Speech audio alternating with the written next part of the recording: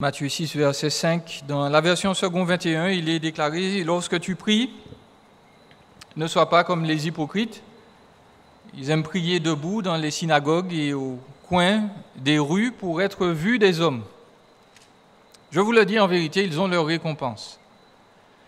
Mais toi, quand tu pries, entre dans ta chambre, ferme ta porte et prie ton Père qui est là dans le lieu secret, et ton Père qui voit dans le secret te le rendra. En priant, ne multipliez pas les paroles comme les membres des autres peuples. Ils s'imaginent en effet qu'à force de paroles, ils seront exaucés. Ne les imitez pas, car votre Père sait de quoi vous avez besoin avant que vous le lui demandiez. Voilà, nous sommes toujours au sein de ce thème du royaume pour cette année. Nous sommes citoyens de ce royaume de Dieu. Dieu est roi. Cela n'est peut-être pas toujours visible, mais l'Écriture nous dit que c'est vrai. Et nous sommes en train de voir un peu quel effet cela devrait avoir dans nos vies, comment il nous faut vivre, puisque Dieu est roi, même si cela ne se voit pas. Nous sommes appelés en tant que citoyens du royaume à rendre la chose visible dans ce monde-ci. Donc nous ne sommes pas simplement des citoyens de la nation française vivant en Martinique, nous ne sommes pas simplement des habitants du monde. Nous avons été spirituellement déjà transférés dans un autre royaume. Notre chef suprême, ce n'est pas le président de la République, c'est Jésus-Christ lui-même. Et cela veut dire que si nous devons agir dans ce monde-ci, nous devrons agir selon ce que lui est et selon ce que lui réclame. Et cela donc va faire une différence dans la manière dont nous allons vivre et cela va impacter tous les domaines de notre vie. Ils sont divers et variés. Et Jésus, là, dans ce sermon, ce fameux sermon sur la montagne, est en train de parler à ses disciples et de leur expliquer, écoutez, voici à quoi va ressembler la vie d'un citoyen du royaume, voici à quoi va ressembler son attitude jour après jour. Et puisque Jésus était juif, il s'est inspiré de ce cadre-là pour nous donner donc quelques recommandations sur notre vie spirituelle. Et on va voir que cela déborde, bien entendu, et atteint toutes les nations. Et au chapitre 6, nous arrivons à une partie qui est cruciale, qui concerne, entre guillemets, le cœur de la vie des Juifs, qui était centré sur ces trois actions-là. Donner aux pauvres, chapitre 6, versets 1 à 4, on a déjà commencé à voir, et puis la prière, que nous allons voir sur plusieurs études, à partir du verset 5 jusqu'au verset 15, et puis il y a cette idée donc du jeûne qu'on va aussi voir plus tard. Donc aujourd'hui, on va juste refaire un petit survol. Nous sommes des disciples de Christ, donc nous connaissons déjà une bonne partie de ce qui est là. Mais voilà, le texte nous rappelle que le deuxième devoir de piété des Juifs, c'était la prière. Je pense qu'il nous faut, surtout de nos jours, une nouvelle fois, définir un peu ce que c'est. Qu'est-ce que prier ? Quand vous priez, quand quelqu'un prie, qu'est-ce qu'il devrait faire? Qu'est-ce que c'est que la prière? C'est parler à Dieu, excellent, c'est déjà ça. Ensuite,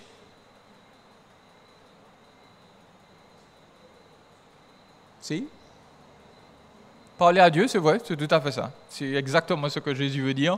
C'est que le mot veut dire. On peut être un peu plus précis que ça. C'est parler à Dieu, et puis, qu'est-ce qu'on fait en général? C'est ce qui va définir les types de prières. Quand on parle à Dieu, en général, on le loue, on le remercie. Donc ça, c'est une prière d'adoration, de remerciement, d'action de grâce. Et puis, qu'est-ce qu'on fait? Est-ce qu'on lui parle juste?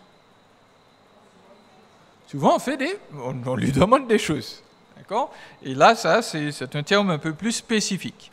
Mais voilà, vous avez bien discerné, la première chose qu'il nous faut comprendre à propos de la prière, c'est ça. La prière, c'est une discussion. La prière ne doit pas être entourée de cette aura, de cette auréole mystique que beaucoup y placent.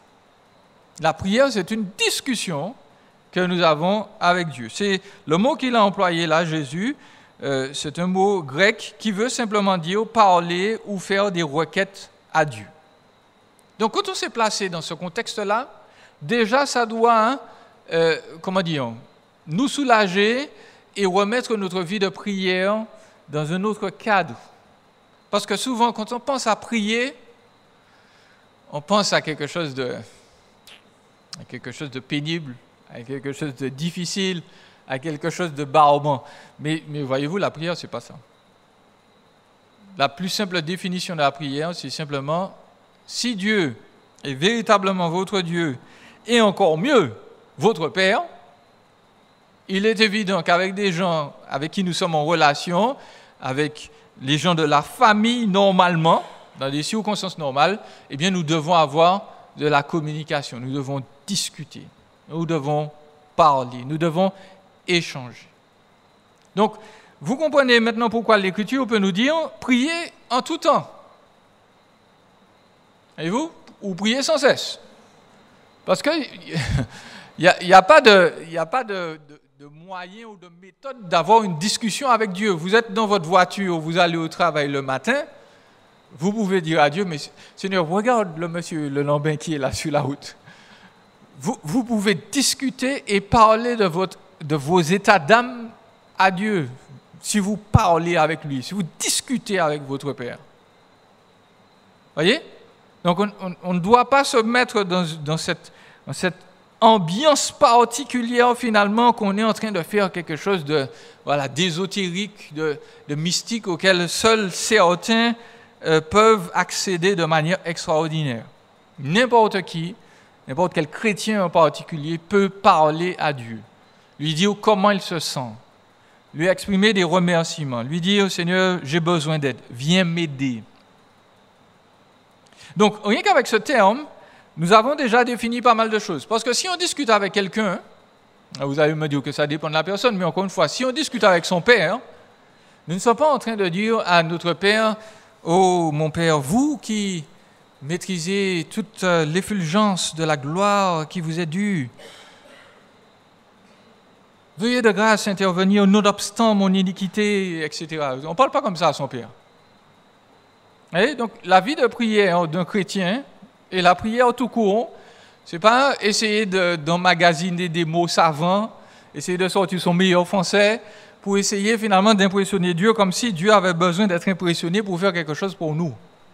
Si la prière est une discussion, et si nous avons l'habitude de discuter avec Dieu, eh bien cela va se voir simplement dans nos prières, dans leur simplicité. Donc, quand on prie, certes, on est respectueux, on s'adresse à notre Père, mais on ne s'adresse pas à notre Père dans un langage alambiqué, compliqué, bourré de superlatifs inutiles. Si on est plus à l'aise en créole, on va parler en créole. Si on est plus à l'aise en anglais, on va parler en anglais. Si on est plus à l'aise en français, bon, tant mieux.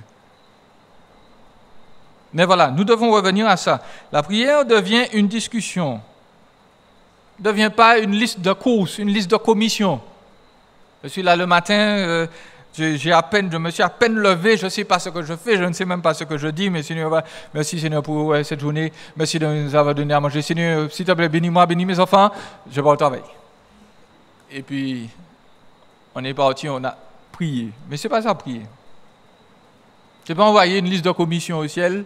Seigneur, j'ai besoin de ça, donne-le-moi, je pars. Non, prier, c'est discuter avec Dieu. Et Dieu, ce matin, Seigneur, je n'ai pas le moral. Et je sens déjà que je vais arriver au travail, on va me présenter comme par hasard un problème. Je le sens, Seigneur. Mais de grâce, je ne suis pas supposé m'arrêter sur mes états d'âme. Aide-moi à glorifier Christ ce matin. Donc, il y a des prières pour toutes les situations. Il y a des prières pour les temps difficiles. Il y a des prières où, on a entendu de mauvaises nouvelles, on a nous-mêmes reçu de mauvaises nouvelles, on est physiquement mal. Et je me rappelle que parfois, quand on était petit, on nous disait, bon, mais voilà, si vous devez prier, vous devez faire, je crois que c'était la prière acte ou quelque chose comme ça, il faut adorer, il faut confesser, il faut remercier, et puis après, vous mettez vos demandes. Mais la vie, c'est pas ça, la vie. Des fois, oui, on a le temps de faire tout ça, de se poser, de dire au Seigneur, Seigneur, bon, voilà, tu es grand, tu es formidable, etc. Mais le jour où vous êtes cassé une jambe, que vous avez mal, vous ne prenez pas le temps de dire, Seigneur, tu es digne d'adoration, merci pour la vie que tu m'as donnée, mais de grâce sous la... Mais non. Quand on discute avec Dieu, si on a mal, on le lui dit. Le Seigneur ne va pas s'offusquer parce que, voilà, comment, tu ne m'as pas remercié, tu viens me voir, tu ne m'as pas remercié. Non. Le Seigneur nous attend, le Seigneur veut discuter avec nous, le Seigneur veut parler. Donc, le chrétien, effectivement, va discuter avec son Dieu. Il va discuter avec son Dieu parce qu'il se rappelle que son Dieu contrôle tout, est capable de tout faire, et donc, c'est pour ça qu'il le prie. Prier, c'est toujours s'adresser à Dieu, et par définition à quelqu'un, Dieu, donc, qui peut intervenir et qui peut nous soulager dans nos douleurs. Donc, quand on prie, encore une fois, par définition, un chrétien, s'il prie, ne devrait pas prier avec, le doute dans le cœur en se disant, mais non, ça ne va jamais arriver. Parce que par définition, quand on prie, on s'adresse à quelqu'un qui est plus fort que soi. Quelqu'un qui va nous aider. Quelqu'un qui est capable de faire ce que l'Écriture a dit. J'en ai parlé tout à l'heure dans la prière, dans Genèse 50, verset 20. Lorsque les frères de Joseph sont venus le voir pour lui dire, s'il te plaît, pardonne notre iniquité, etc. Joseph leur a dit, vous avez voulu me faire du mal, mais Dieu l'a voulu en bien. Dieu a changé le mal en bien. C'est comme ça que le français l'a rendu, mais c'est ce qui est dit. C'est-à-dire que nous nous retrouvons dans des situations compliquées. Dieu nous dit, écoute, prie. Parce que de toute façon, c'est moi qui ai prévu cette situation-là pour que, on va le voir, par tes prières, je puisse la changer en bien. Donc, il n'existe pas de situation difficile que nous affrontons et qui va faire en sorte que finalement, Dieu va se dire, ah non, ça c'est trop raide pour moi, je ne peux pas. Ou bien Dieu va se dire, non, ben écoute, débrouille-toi. Ou bien Dieu ne va rien faire du tout. C'est pas possible. C'est pas possible. Donc, quand le chrétien prie, il s'adresse à son Père peut tout faire. Son Père peut changer le mal en bien. Son Père peut transformer les situations difficiles en situations paisibles. Il le sait. C'est pour ça qu'il prie. C'est un réflexe d'ailleurs tellement, tellement incarné, tellement imprégné dans la psyché humaine, comme même les gens qui ne sont pas chrétiens finalement prient. Vous le savez, un incroyant là qui a un accident, c'est brusquement là qu'il se met à prier tous les saints qu'il connaît, Dieu, Jésus, Marie, il prie. Il prie, il s'adresse à quelque chose, il ne sait pas quoi. Mais il a envie de trouver une ressource parce qu'il se dit, il y a forcément quelqu'un dans cette situation-là qui peut m'aider. Ça, c'est au fond de nous. Et Dieu nous dit donc que c'est lui qui doit être l'objet seul de nos prières. Maintenant, nous nous apercevons dans Matthieu au chapitre 6 qu'il y avait un grand problème parce que cette prière, cette communion, cette communication divine simple, belle, eh bien, était devenu quelque chose de dévoyé, quelque chose de perverti. Parce que Jésus prévient que la prière ne doit pas être un show. Et quelqu'un me faisait remarquer que jusqu'à maintenant, et on le voit dans les documentaires, les Juifs religieux sont là dans les rues de Jérusalem, et ils sont là, ils prient, ils sont aux quatre coins des rues, ils sont devant les murs, ils font leur gestuelle. Là, ils récitent des versets de la Bible, ils prient et tout le monde voit ce qu'ils font. Alors peut-être qu'ils ne le font pas dans l'intention d'être hypocrites, mais du temps de Jésus en tout cas, le Seigneur n'a pas manqué de remarquer que à cette époque, il y avait plus de m'as-tu vu qu'autre chose. Donc les gens voulaient qu'on les voie prier, donc ils sont dans les synagogues, au coin des rues, et puis ils voulaient qu'on les entende prier. parce que forcément ils étaient instruits de la loi, ils connaissaient les textes sacrés, et donc leurs prières étaient sans doute belles, fantastiques aux yeux du peuple, et les gens se disaient, vois ma piété, vois combien je suis différent du reste des hommes, comme a dit Jésus lui-même.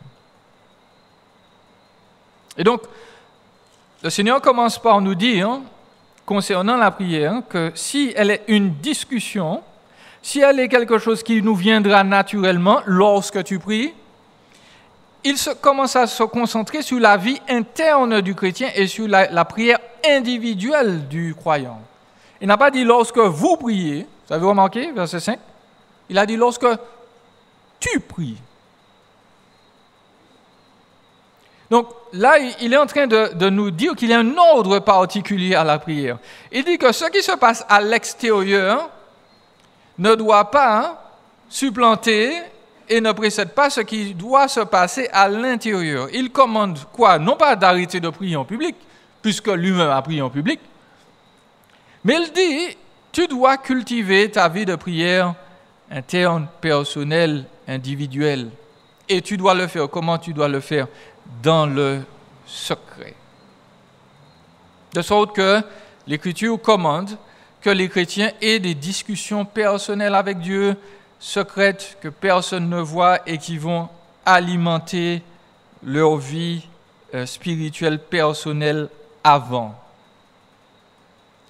Et en fonction de cette vie personnelle, interne, individuelle, secrète avec Dieu, eh bien, il y aura une résurgence, c'est-à-dire qu'il y aura une dérivation entre ce que le chrétien dit personnellement à son Dieu lorsqu'il va prier en public, eh bien, cela va être un débordement, l'excès, l'excédent de ce qui se passe déjà à l'intérieur.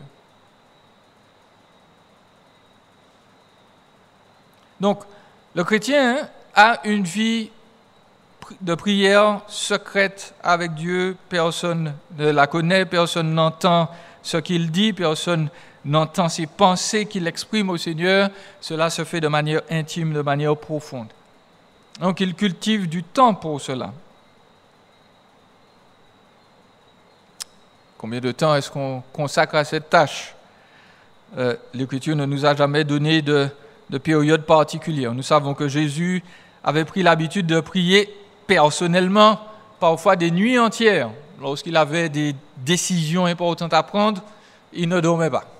Il allait prier de 6h ou 20h jusqu'à 6h du matin. Il était là, les gens ne savaient pas où il était, il allait prier. Plusieurs fois, ça s'est fait. Donc l'Écriture, là-dessus, n'est pas dogmatique, mais il est évident que nous connaissons ce principe. Plus on aime quelqu'un, plus on passe du temps avec lui, avec elle.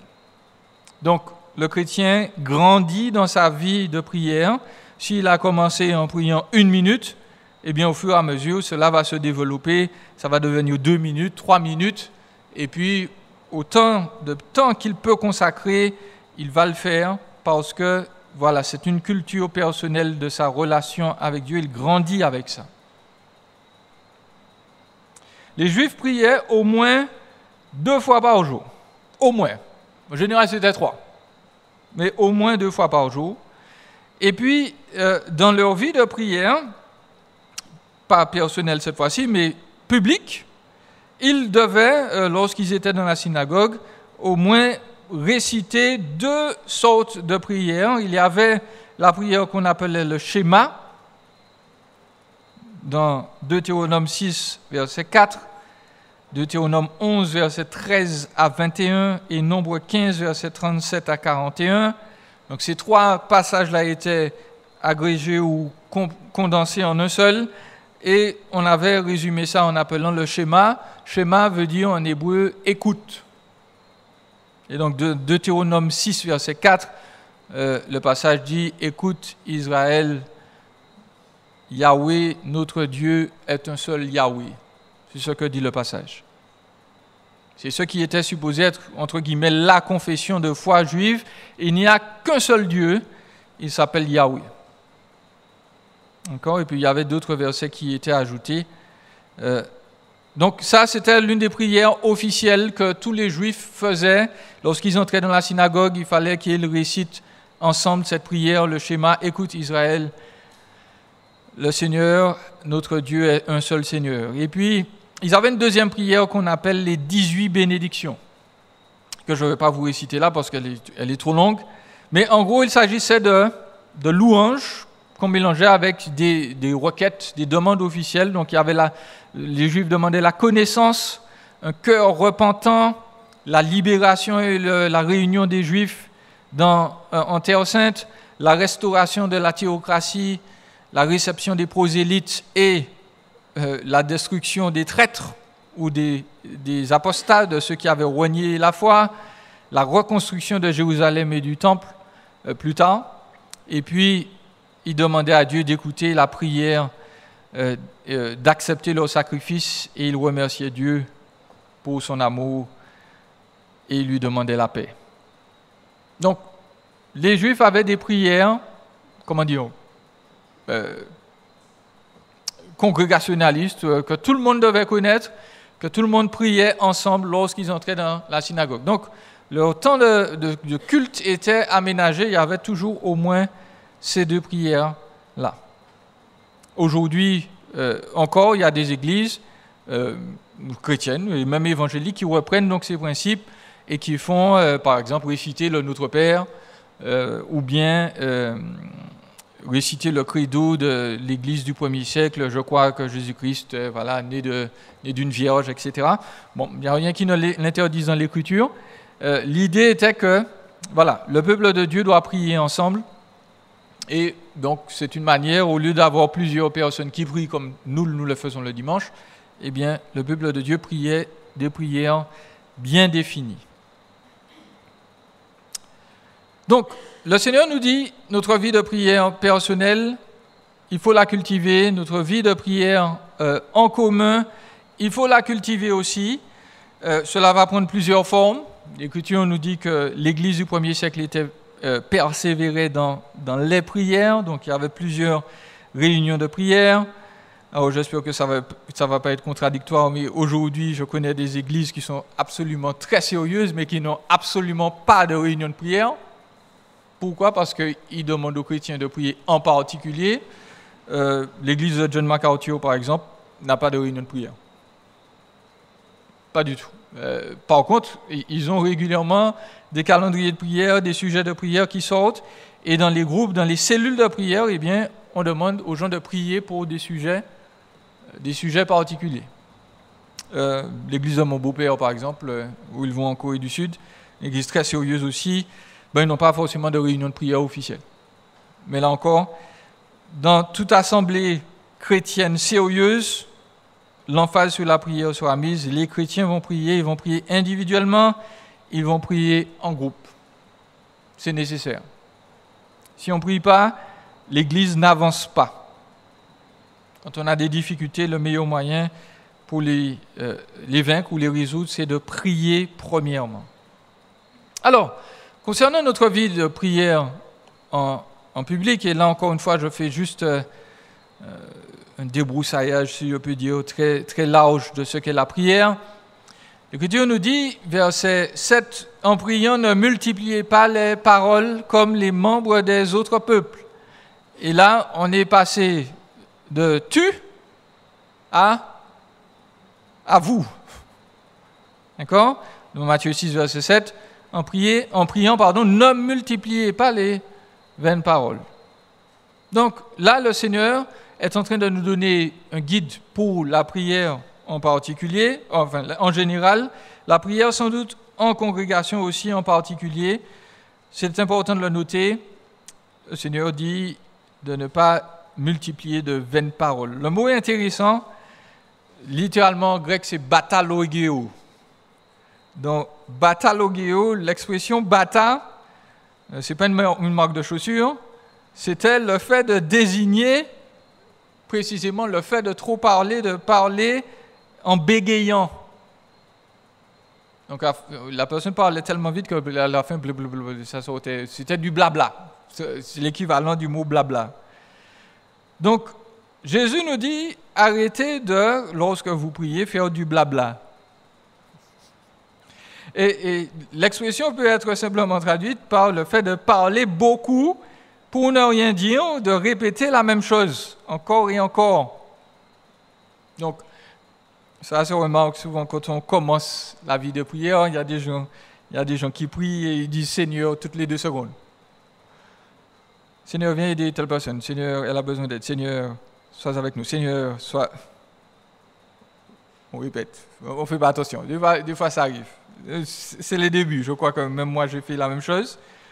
Quand on prie, on n'a pas besoin de répéter. Le Seigneur entend. L'expression fait aussi appel au fait de parler sans but plutôt que d'être bref et précis. C'est pour ça que nous faisons des listes de sujets de prière, surtout pour l'évangélisation par exemple, parce qu'il s'agit d'être concis, de dire à Dieu, bon, Seigneur, je voudrais que tu fasses ça. Voilà, je voudrais que tu interviennes dans tel domaine. Je ne peux pas intervenir, fais ça pour moi, là. Un autre dictionnaire ajoute que le chrétien n'a pas le droit, quand Jésus dit d'éviter de parler pour ne rien dire, il n'a pas le droit de prier beaucoup et longtemps avec l'implication possible de mots inutiles. Et là, nous sommes en train de parler de, encore une fois, la vie de prière en commun. Lorsque nous avons nos moments de prière, que ce soit chez nous, que ce soit dans les réunions de prière ici, quand on a nos réunions de prière en groupe, l'Écriture nous dit qu'il ne s'agit pas pour nous de battre des records de longueur de prière. La prière en public ne doit pas être verbeuse, elle ne doit pas être longue. Dieu est l'inventeur de tous les langages, aucun humain ne va l'impressionner par sa maîtrise de la langue. Nous prions ensemble pour un sujet et Dieu donc s'attend à ce que nous soyons concis, précis, parce que quand on prie ensemble, par définition, le but c'est que les autres soient avec nous pour que, c'est comme si nous sommes, vous imaginez, donc des enfants qui vont voir leur papa, ils ont besoin d'une glace. Il y en a un, c'est le courageux, il dit à papa, bon, le marchand de glace est en train de passer, est-ce que tu peux nous donner 10 € pour acheter de la glace? Et puis tous les enfants sont là, mais oui papa, donne-nous de l'argent. C'est exactement la même chose.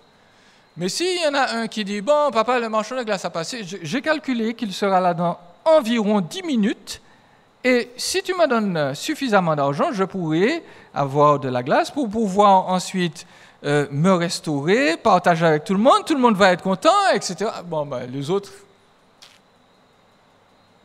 à côté vont se lasser. L'enfant dit, mon père, j'ai besoin de ça. Les autres disent, amen. On est d'accord avec lui. Seigneur, il a besoin de ça, nous avons besoin de ça. On est là à tes côtés. Nous prions avec toi, mon frère, ma soeur, pour dire à Dieu, Seigneur, il faut que tu écoutes. Parce qu'on est tous là à te demander la même chose. Et l'Écriture dit donc que les chrétiens qui approuvent les prières doivent dire amen. On est d'accord avec. Voyez? Donc, pour conclure, prier, c'est premièrement parler à son Dieu. Et peut-être qu'il faut le noter. Prier, ça s'adresse premièrement à Dieu, oui, mais surtout à Dieu le Père. Si vous regardez la plupart des prières du Nouveau Testament, en particulier, Jésus lui-même va nous montrer l'exemple plus tard. Quand il dit « Voici comment nous devons prier » ou « Vous devez prier », qu'est-ce qu'il dit? « Notre Père qui es aux cieux ». Alors, on ne va pas dire que c'est un péché de s'adresser à Jésus, mais Jésus nous a dit, c'est pas à moi directement qu'on va demander les choses, c'est au Père. Il y a un seul verset où il dit, bon voilà, si vous demandez en mon nom, je vais le donner. Mais même là, on peut comprendre, on s'adresse à Dieu notre Père, Jésus est là, il écoute également, il intercède pour nous, et puis le Père nous accorder ce dont nous avons besoin. Il nous faut remarquer qu'il n'y a dans l'Écriture aucune prière adressée au Saint-Esprit. 0. Sauf la seule exception serait peut-être dans Ézéchiel 37, lorsque le prophète Ézéchiel a été commandé de dire à l'Esprit, remplis les eaux, etc. Et même ça, c'était une vision, c'était pas quelque chose que Dieu attend tous les jours. Donc, nous devons faire remarquer gentiment qu'il y a une hiérarchie dans la Trinité. Dieu le Père est au-dessus, le Fils est soumis au Père, le Saint-Esprit se soumet au Père et au Fils, et il n'a jamais demandé à ce qu'on lui adresse aucune prière. Donc, les mouvements ou tendances à mettre l'emphase sur quelque chose que Dieu ne nous a pas demandé de faire sont parfois dangereux. Donc, Dieu a dit, adressez-vous à moi, je suis votre Père, je vais vous donner ce qu'il faut. Donc ça, c'est une première chose. Aucun membre de la Trinité, d'ailleurs, ni Jésus ni l'Esprit, ne va se sentir frustré parce qu'on ne lui a rien demandé directement. Ensuite, l'Écriture nous rappelle que nos prières ont une grande efficacité. Nos prières, même si elles sont prononcées par des enfants qui ont compris qui est Jésus-Christ, eh bien, elles ont un impact dans ce monde-ci. Dans Acte 12, on nous rappelle, vous vous souvenez, Pierre était enfermé en prison. Il allait être condamné à mort. Vous êtes bien d'accord avec moi que Dieu aurait pu le délivrer à n'importe quel moment. Mais qu'est-ce qu'on nous précise dans Acte 12? On nous précise que l'Église priait. Et parce que l'Église a prié, Dieu a envoyé son ange pour sortir Pierre de là. Donc, je ne suis pas en train de dire que Dieu ne peut rien faire sans nous, il est impotent. Non, mais l'Écriture nous enseigne que Dieu a décidé de nous utiliser pour changer le monde. Et ça, c'est fantastique. Parce que Dieu a dit, je vais agir, je vais transformer le monde, j'ai prévu certaines choses qui doivent arriver, et le moyen par lequel je vais intervenir, eh bien, j'ai décidé que l'un de ces moyens, ce sera la prière de mon peuple, conformément à ma parole. Donc Dieu s'engage à changer les choses dans ce monde parce que son peuple sera en accord avec lui. Ils vont prier selon sa volonté, ça va correspondre à ce que le Père veut, et le Père va utiliser ces prières-là pour changer le monde entier. Les gens qui se convertissent, ils se convertissent pourquoi? Parce qu'on leur annonce l'Évangile, oui, mais surtout parce que nous avons prié pour eux. Parce que nous l'avons vu vendredi dernier, le Seigneur dit que nous devons, dans 2 Timothée 2, prier pour que Dieu leur accorde la repentance. Les gens se convertissent pourquoi? Parce que Dieu fait un travail de transformation dans les cœurs. Et lorsque l'Évangile est annoncé, ce travail de transformation, donne du fruit. Donc nos prières sont efficaces, nos prières ne sont jamais inutiles. Nos prières ont une action, même si elle est invisible, nos prières sont entendues et nos prières, donc, agissent dans ce monde-ci.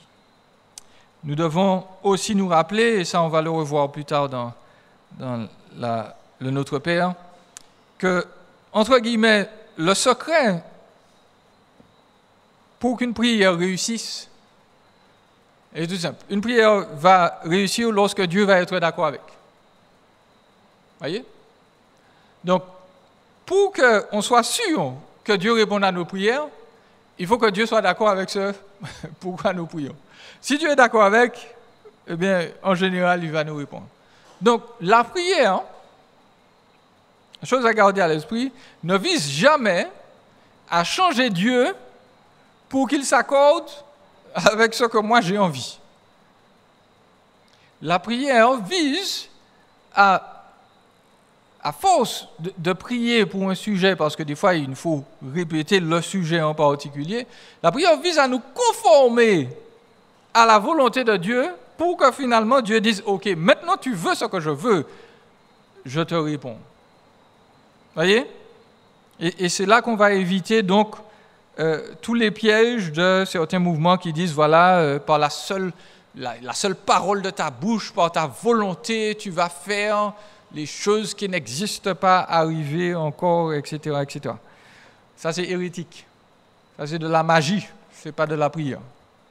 La prière, c'est se conformer à ce que Dieu dit, parce que la volonté de Dieu est toujours bonne, agréable, parfaite. Et quand notre esprit soit en axe avec ce que veut Dieu, eh bien le Seigneur va répondre à toutes nos prières. Maintenant, ça prend du temps. Et puis, on a d'autres choses à voir là-dessus sur la prière. Donc, on a juste survolé le sujet. J'espère que ça va vous encourager au moins tous les jours, puisque c'est un dialogue à prier plus, à prier peut-être mieux, à prier avec foi. Notre Père Céleste nous entend et veut nous répondre. Amen.